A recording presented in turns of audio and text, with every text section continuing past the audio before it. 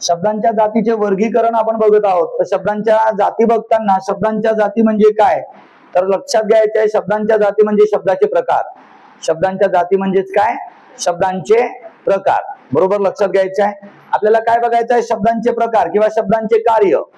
एकच शब्द वेगवेगळ्या वाक्यात निरनिराळ्या वाक्यात वेगवेगळ्या प्रकारची कार्य करतात आणि निरनिराळ्या प्रकारची कार्य करत असल्यामुळे शब्दांच्या विविध जाती पडतात. मग एकच शब्द वाक्यामध्ये किती प्रकारे कार्य करू शकतो, 8 प्रकारे. किती प्रकारे, 8 प्रकारे कार्य करू शकतो. मग विविध जर आपण विचार केला तर एकच शब्द वेगवेगळ्या वाक्यात 8 प्रकारे कार्य करत असल्यामुळे शब्दांच्या जाती किती पडलेल्या आहेत, 8. बरोबर आहे, आपण काल बघितलं. मग शब्दांच्या 8ही जाती कुठल्या कुठल्या आहेत, एक पहिली नाम, दुसरं कोणता होता सर्वनाम, तिसरं कोणतं होता विशेषण, चौथं कोणतं होतं क्रियापद, क्रियापद, पाचवा कोणतं होतं क्रिया विशेषण अव्यय, क्रिया विशेषण अव्यय. बरोबर लक्षात घ्यायचं आहे. सहावा कोणतं होतं शब्दयोगी अव्यय, शब्दयोगी अव्यय. आणि सातवं कोणतं होतं उभयान्वयी अव्यय, उभयान्वयी अव्यय. लक्षात घ्यायचं आहे. आणि त्याच्यानंतर आहे 8वं कोणतं होतं केवल प्रयोगी अव्यय, केवल प्रयोगी अव्यय. अशा प्रकारे आपल्याला शब्दाच्या 8 जाती बघायच्या आहेत. मग शब्दाच्या 8 जाती कशावरून पडलेल्या आहेत ते मी आजच्या पूर्वी पण सांगितलेलं आहे. एकच शब्द निरनिराळ्या वाक्यामध्ये वेगवेगळ्या वाक्यात वेगवेगळ्या ठिकाणी येऊन वेगवेगळ्या प्रकारची कार्य करतो. मग एकच शब्द किती प्रकारे कार्य करू शकतो, 8 प्रकारे कार्य करू शकतो. यावरूनच शब्दाच्या किती जाती पडलेल्या आहेत तर 8 पडलेल्या आहेत. आणि या 8ही जातीचे आपल्याला नाव माहित असायला पाहिजे. ते अनुक्रम आलं तर बरंच चांगलं आहे. आलं लक्षात, अनुक्रमे आपल्याला घ्यावा लागेल. त्याच्यानंतर आपण जर विचार केला तर एकच शब्द वेगवेगळ्या प्रकारे कार्य करू शकतो हे दाखवण्यासाठी काही आपल्याला उदाहरणं बघावं लागेल. आता बघा, फॉर एक्झाम्पल वर हा शब्द आहे. वर हा शब्द मूळचा अव्यय आहे. काय आहे, अव्यय आहे. परंतु हा शब्द आपल्याला वेगवेगळ्या वाक्यात वेगवेगळ्या प्रकारचा कार्य करताना दिसतो. आता बघा लक्षात घ्यायचं आहे, सगळ्यात पहिले कशा प्रकारे कार्य करतो यापूर्वी आपल्याला या शब्दांच्या जातीचे 2 भागामध्ये वर्गीकरण करणार आहोत. किती भागामध्ये, 2 भागामध्ये वर्गीकरण करणार आहोत. आणि या शब्दांच्या जातीचे वर्गीकरण करताना पहिला आहे विकारी शब्दांच्या जाती. पहिला वर्गीकरण आपण बघणार आहोत विकारी शब्दांच्या जाती. विकारी शब्दांच्या जाती लक्षात घ्यायचं आहे. विकारी शब्दांच्या जातीला सव्यय म्हणतात. काय म्हणतात, बरोबर लक्षात घ्यायचं आहे. विकारी शब्दांच्या जातीलाच सव्यय म्हणतात. सव्यय म्हणजेच काय, विकारी. विकारीचे आपण डेफिनेशन बघू. विकारी म्हणजे काय, ज्या शब्दांमध्ये लिंग वचन विभक्ती, लिंग वचन विभक्ती यानुसार बदल घडून येत असेल तर त्याला काय म्हणतात, विकारी शब्दांच्या जाती असे म्हणतात. म्हणजे एखादा शब्द दिलेला असेल ज्या शब्दामध्ये आपल्याला लिंग वचनानुसार बदल घडवून आणता येत आहे किंवा बदल घडूनही येत आहे अशा शब्दांना काय म्हणतात, विकारी शब्दांच्या जाती असे म्हणतात. मग विकारी शब्दांच्या जाती 4 आहेत. नाम, सर्वनाम, विशेषण आणि क्रियापद यांना काय म्हटलेलं आहे, विकारी शब्दांच्या जाती. काय म्हटलेलं आहे, विकारी शब्दांच्या जाती. लक्षात घ्यायचं आहे, विकारी शब्दांच्या जाती. आता बघा लक्षात घ्यायचं, विकारी शब्दांच्या जाती किती आहेत, ते 4 आहेत. कुठले कुठले, नाम, सर्वनाम, विशेषण, क्रियापद. याचा अर्थ काय की नामामध्ये जर आपण एखादा पुलिंगी असेल त्याचा लिंग बदलवलं तर तो स्त्रीलिंग होताना त्याच्यामध्ये बदल घडून येणार आहे. वचन बदलवलं तरी त्याच्यामध्ये बदल घडून येणार आहे. फॉर एक्झाम्पल एखादं उदाहरण घेऊ. बघा, मुलगा सगळ्यात पहिले पुलिंग, स्त्रीलिंग, नंतर आहे नपुंसक, नपुंसक लिंग. आणि त्यानंतर आपण जर बघितलं तर लक्षात घ्यायचं आहे वचन बदलवू. काय बदलवू, वचन बदलवून बघू. आता बघा यानुसार एखाद्या शब्दामध्ये बदल घडून, मुलगा हा पुलिंगी नाम आहे, मुलगा. आता बघा, मुलगा हा पुलिंगी नाम आहे, नामाचं जात आहे, त्या नामापैकी नाम आहे, शब्दाची पहिली जात आहे नाम.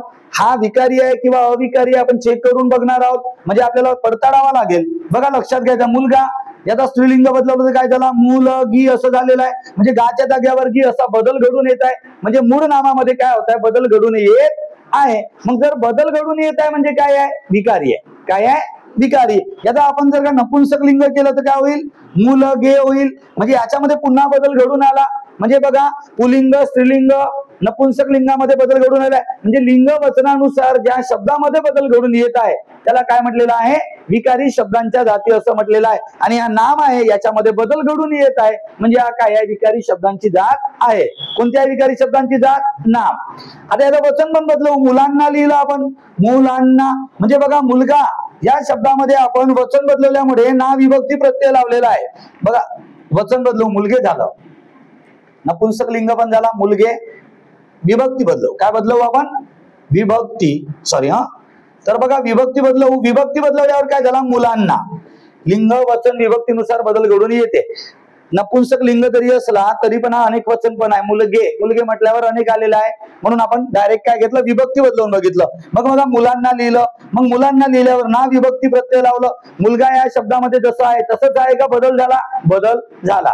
म्हणजे नामामध्ये बदल घडून येत आहे म्हणजे ही काय आहे, विकारी शब्दांची जात. काय आहे, विकारी शब्दांची जात आहे. त्यानंतर सर्वनाम बघू, सर्वनामामध्ये बदल घडून येते की नाही बघू. सर्वनाम आपल्याकडे मूळचे नाव आहेत पण आपण एखादा चेंज करून एखादा बघू. त्यामध्ये तो हा सर्वनाम घेतला, काय घेतला, तो. पुल्लिंगीमध्ये आपण तो घेतलं, स्त्रीलिंगीमध्ये काय होईल, ती होईल. नपुंसक लिंगामध्ये काय होईल, ते होईल. आणि वचन जर बदलवलं आपण त्यांना तर काय होईल, सर त्यांना पण होतं, विभक्ती लावलं तर अनेक वचनामध्ये बदलेल आणि विभक्तीनुसारही बदलेल. आपण बघा त्यांना लिहिलं, काय झालेलं आहे, विभक्तीनुसार बदललेलं आहे. त्यांना अनेक वचनी पण आलेलं आहे आणि लक्षात घ्यायचं आहे ना हा विभक्ती प्रत्यय सुद्धा लागलेला आहे. म्हणजे बघा सर्वनामामध्ये सुद्धा लिंग वचन विभक्तीनुसार बदल घडून येत आहे.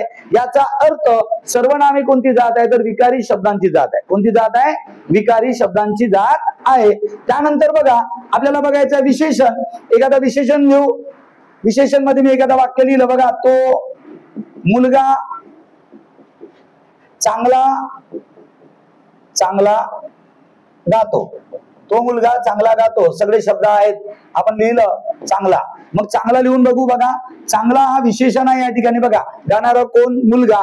कसा गात आहे तर चांगला गात आहे, विशेषण आहे. मुलाविषयी गाण्याविषयी अधिकची क्रिया सांगितलेली आहे परंतु तो त्याच्यामध्ये लिंग वचन विभक्तीनुसार बदलणार आहे म्हणून तो काय आहे, विशेषण आहे.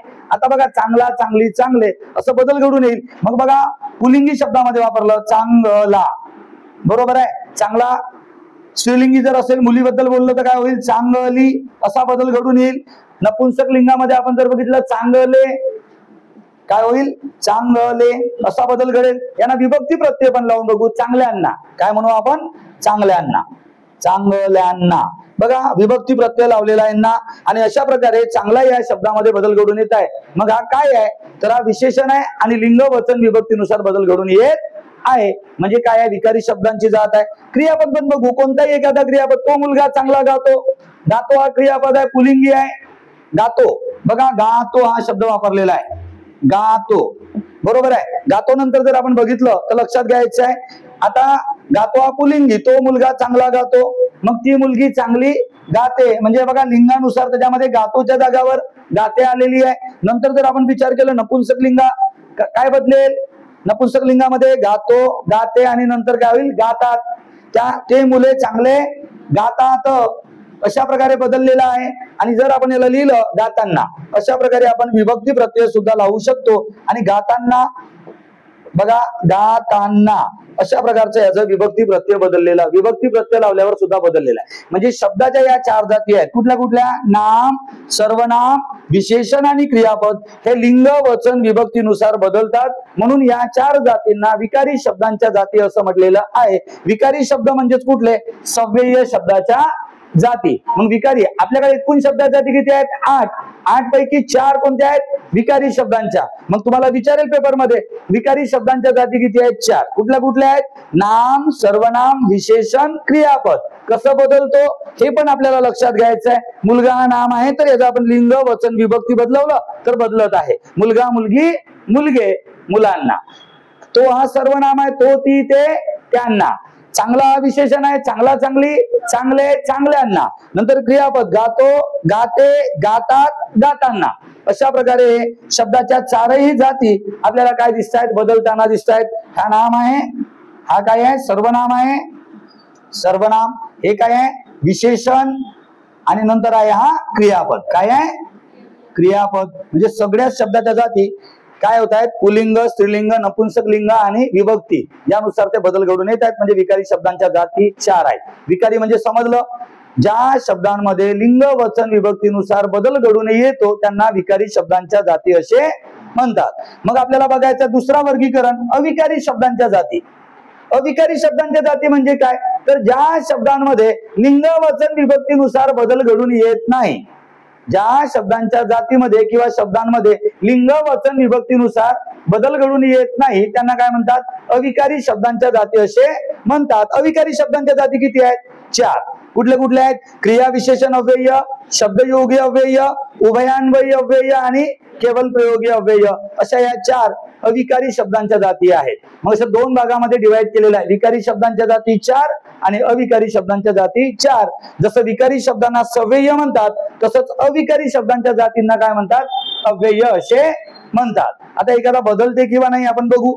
असंच एखादा वाक्य लिहितो त्याच्यानंतर त्याला जर आपण बदलवून बघितलं तर तो बदलणार नाही. आता बघा याच्यामध्ये आपण एखादा क्रिया विशेषण अव्यय बद्दल बघू. बघा जलद हा मूळचा क्रिया विशेषण अव्यय आहे, जलद. आता मग म्हटलं तो मुलगा जलद धावतो, जलद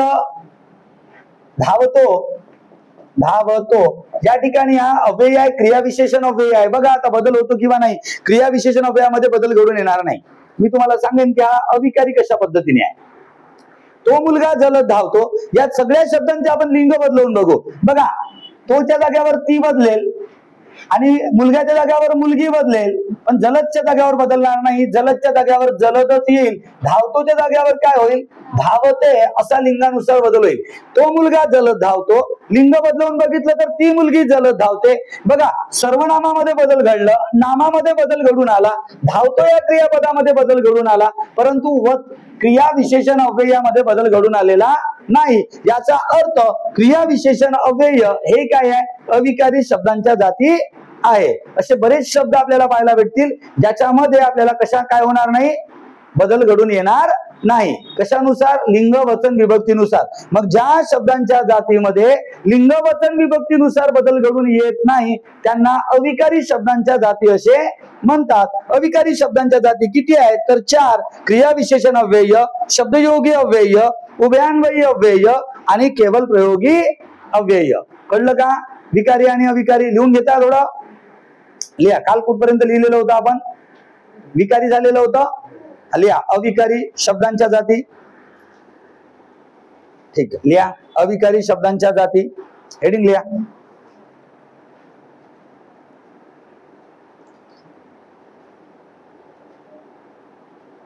लिहा.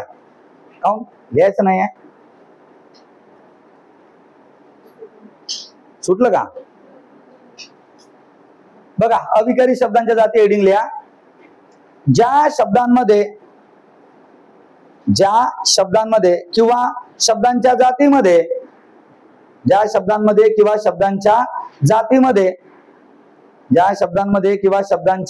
जातीमध्ये लिंग वचन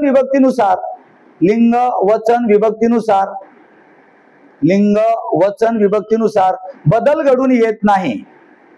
लिंग वचन विभक्तीनुसार बदल घडून येत नाही. लिंग वचन विभक्तीनुसार बदल घडून येत नाही त्यांना अविकारी शब्दांच्या जाती असे म्हणतात. लिंग वचन विभक्तीनुसार बदल घडून येत नाही त्यांना अविकारी शब्दांच्या जाती असे म्हणतात. फुल स्टॉप. झालं का लिहून? खाली लिहा. अविकारी शब्दांच्या जातींनाच अव्यय शब्दाच्या जाती असेही म्हणतात. अविकारी शब्दांच्या जातींनाच अव्यय शब्दांच्या जाती असेही म्हणतात. अव्यय बरोबर लक्षात घ्यायचं आहे. अव्यय अविकारी शब्दांच्या जातींनाच काय म्हटलेलं आहे? अव्यय शब्दांच्या जाती असेही म्हणतात. ठीक आहे, खाली बाईंड करून लिहा. अविकारी शब्दांच्या जाती 4 आहेत. अविकारी शब्दांच्या जाती 4 आहेत. अविकारी शब्दांच्या जाती 4 आहेत. अविकारी शब्दांच्या जाती 4 आहेत. कुठल्या कुठल्या आहेत तर त्या तुम्हाला माहित असायला पाहिजे. लिहा. पहिला नंबर 2 क्रिया विशेषण अव्यय लिहा, 1 नंबर देऊन 4 लिहायचं आहे. एक लिहा, पहिला क्रिया विशेषण अव्यय, दुसरा लिहा शब्दयोगी अव्यय, लिहा शब्दयोगी अव्यय, तिसरा लिहा उभयान्वयी अव्यय, तिसरं लिहा उभयान्वयी अव्यय, आणि चौथा लिहायचा आहे केवल प्रयोगी अव्यय. ठीक झाले का लिहून? विकारी शब्दाच्या 4, अविकारी शब्दाच्या 4. मग विकारी शब्दाच्या जाती कुठल्या कुठल्या आहेत? पहिला लिहा क्रिया विशेषण अव्यय, दुसरा लिहा शब्दयोगी अव्यय, आणि तिसरा लिहा उभयान्वयी अव्यय, आणि चौथा लिहा केवल प्रयोगी अव्यय. ठीक आहे, या शब्दाच्या 4 जाती झालेल्या आहेत.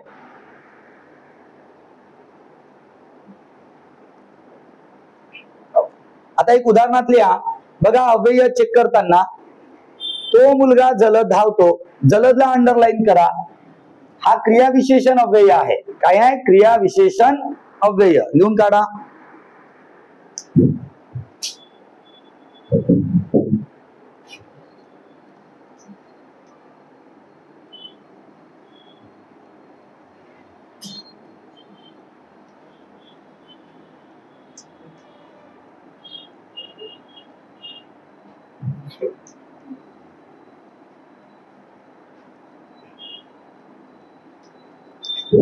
बघा लक्ष द्या,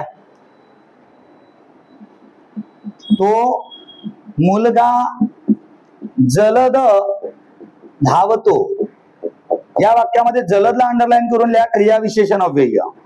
क्रिया विशेषण अव्यय. क्रिया विशेषण अव्यय म्हणजे काय? तर बघा क्रियापदाबद्दल अधिकची माहिती देणारा शब्द. आलं लक्षात? इथे क्रियापद, तो मुलगा धावतो, पण कसा धावतो? जलद धावतो, म्हणजे क्रियापदाबद्दल अधिकची माहिती देत आहे. परंतु हा क्रिया विशेषण अव्यय आहे.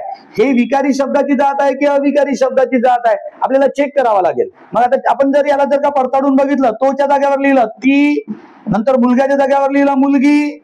बघा ती मुलगी जलद धावते असं म्हटलं बोलणार आहोत आपण. काय म्हणणार आहोत? जलद धावते. मग लक्षात घ्यायचं आहे या तीनही शब्दामध्ये बदल घडला. तोच्या जागेवर ती आली, मुलग्याच्या जागेवर मुलगी आली, धावतोच्या जागेवर धावते आली, पण जलद या शब्दामध्ये कुठल्याही प्रकारचा बदल घडून आलेला नाही. याचा हा कोणता शब्द आहे? अविकारी. याच्यामध्ये कोणताही बदल घडून येत नाही. समजलं? मग अशा प्रकारे या अविकारी शब्दांची जात आहे कोणती? क्रिया विशेषण अव्यय.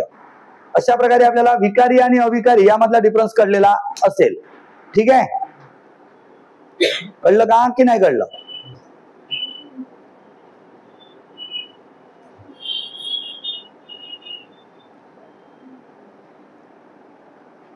झालं लिहून? आता बघा आपल्याला कालचे जे थोडं वाक्य होते ते थोडं एकदा रिपीट करू आपण. काल मी तुम्हाला सांगितलेलं होतं की एकच शब्द निरनिराळ्या वाक्यामध्ये निरनिराळ्या प्रकारचे कार्य करतो, आणि ते निरनिराळ्या प्रकारचे कार्य करत असल्यामुळे शब्दांच्या 8 जाती पडतात. आणि कुठल्या कुठल्या पडलेल्या आहेत तर बघा लक्षात घ्यायचं आहे. नाम, सर्वनाम, विशेषण, क्रियापद, क्रिया विशेषण अव्यय, शब्दयोगी अव्यय, उभयान्वयी अव्यय आणि केवल प्रयोगी अव्यय. म्हणजे एकच शब्द वेगवेगळ्या वाक्यामध्ये येऊन तो वेगवेगळ्या प्रकारची कार्य करतो, आणि वेगवेगळ्या प्रकारची कार्य करत असल्यामुळे शब्दांच्या किती जाती पडतात तर 8. तर बघा काल मी एक तुम्हाला वाक्य सांगितलं, लिहिलेला होता का तो आपला काल?